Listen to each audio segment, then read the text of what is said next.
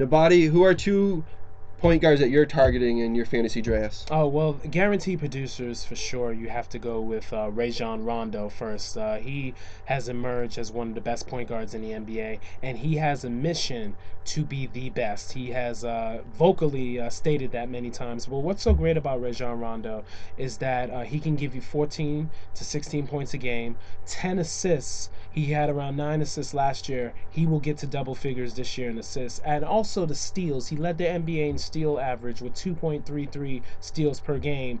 And he's going to have 2 steals as well. The only problem with him is the free throw percentage, which I think can improve. I think he can get it up to 70%, which won't be too much of a liability.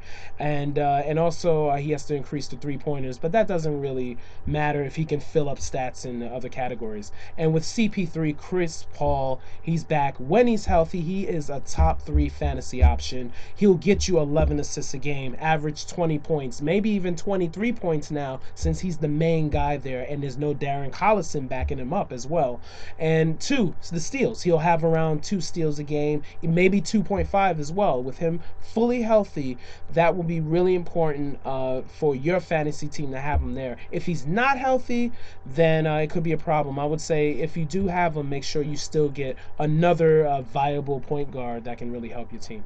Yeah, you always want depth on your fantasy teams. Don't let the 16.6 ADP of Rondo fool you. This is a guy that fills the stat sheet, and like you mentioned, he led the NBA in steals. And also look for his points per game to go up this year because with health concerns of Garnett, Pierce getting older, Allen getting older, they're going to count on him to score a lot more in the regular season. So look for that production to increase with Rondo. And also with Chris Paul, he's been in some places ranked as the second best fantasy player, but most people are getting Durant and James. So if you have the third, maybe even the fourth pick, you'll get lucky. You could get CP3. So Mm-hmm. those are two studs to have.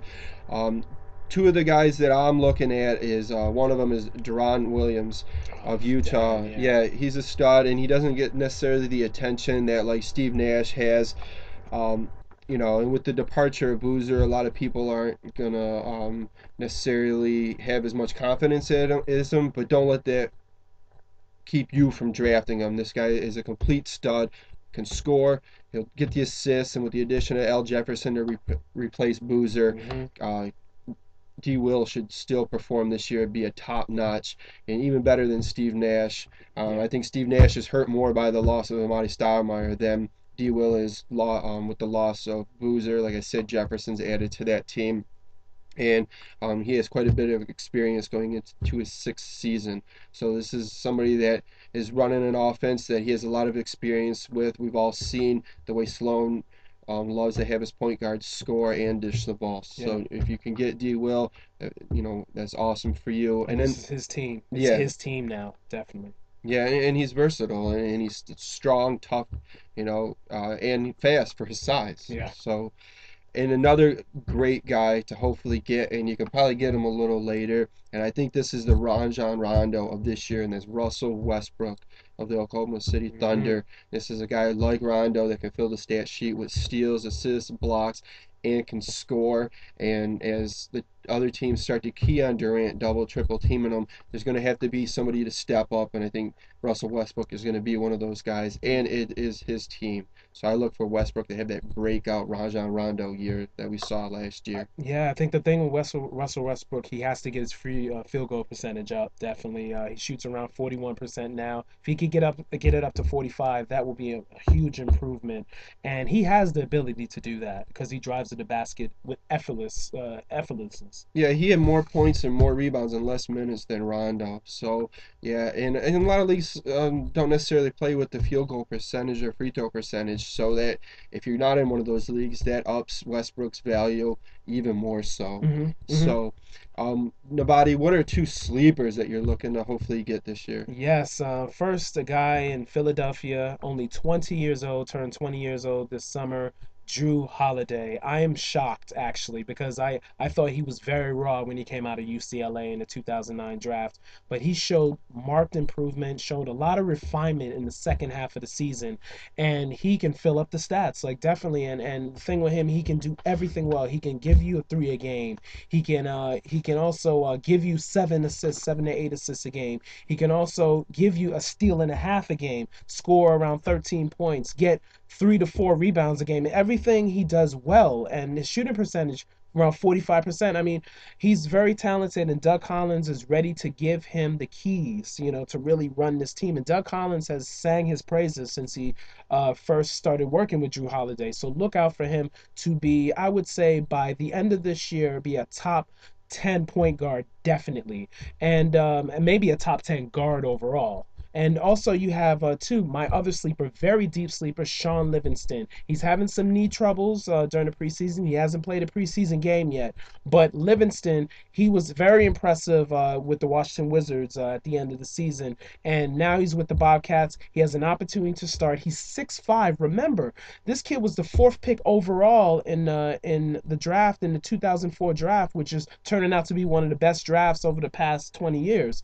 And Livingston, of course, he had a devastating knee injury. He's trying to get healthy, but when he's healthy, by December, he should put up good starter numbers, give you 6 assists, give you 5 boards, give you around 11 points a game. And remember, Charlotte doesn't really have like a main. They have two main scorers in Steven Jackson and Gerald Wallace, but you don't know if those guys will be healthy. So there's a lot of opportunity for Sean Livingston to be a very good value pick and get him in the last round. I would say get him in the last round and stash him and look for the benefits, for him to provide benefits after January 1st. Well, that's the thing is when you're looking at sleepers, you want two things. You want upside and you want opportunity. Mm-hmm. And with Livingston and Holiday, those are two things that they have a lot of upside and a lot of opportunities.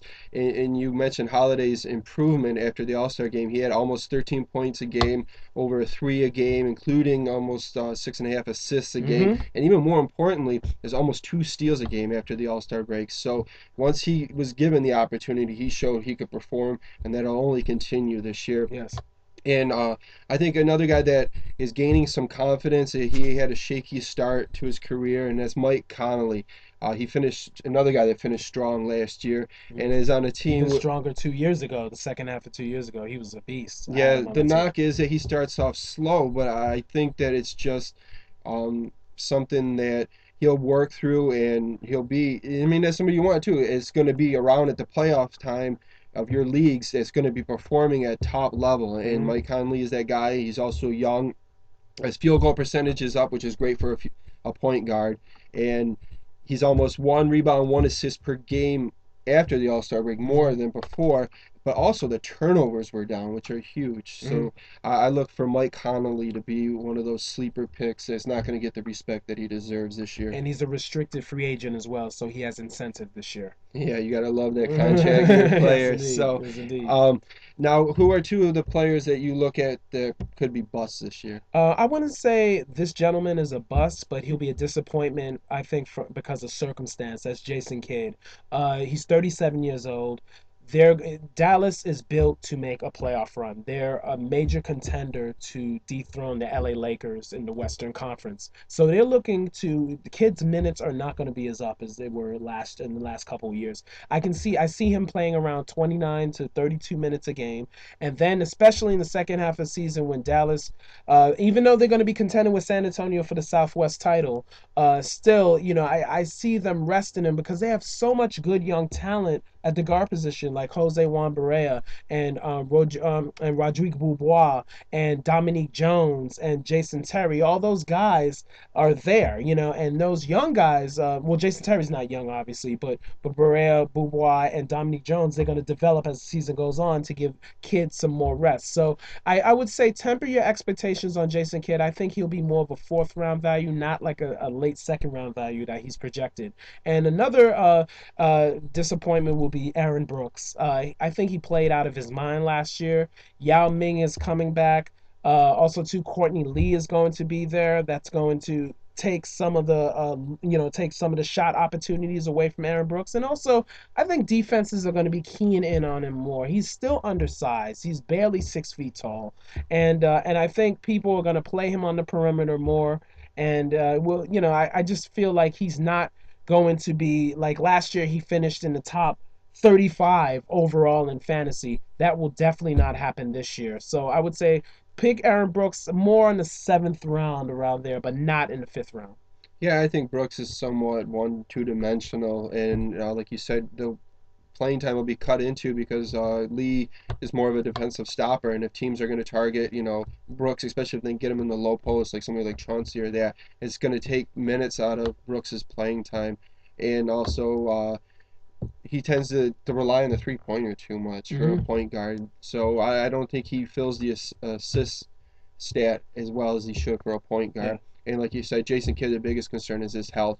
I mean, he proved that he can perform, but he is getting older, and I think there's too many other good options out there uh, than Jason Kidd. You don't want to be taking chances on somebody in your first 4 picks that could easily get hurt, and somebody more you want to take later in the round. So there's other options out there besides Jason Kidd.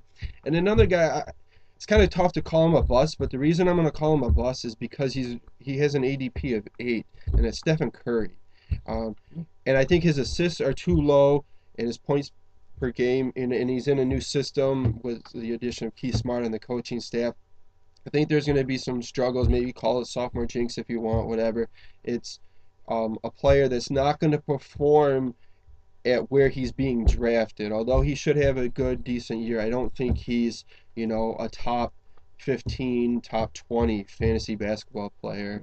I think the one thing about Steph Curry, he's such an enigma. He's really an enigma. I mean, and a great kid. I mean, I'm shocked by the season he had last year. Completely shocked. But he knows how to fill up all the stats. That's the one thing about him. But when it comes to, like you said, being a fantasy superstar, I just don't know. And especially if Monte Ellis gets traded, eyes are going to be on Stephen Curry. He's going to be double teamed, and I don't think he has the foot quickness, the foot speed, and the ball handling to be able to break those double teams. I mean, he's not like an AI. Yeah, Definitely right. And, not. there's still somewhat of an adjustment period for him having to run the point guard there. So, Mm, and then well, I think too, Golden State in itself is an enigma. So you kind of, want to be cautious when you're drafting somebody for a team that really doesn't have an identity yet. mm. So, another guy is John Wall.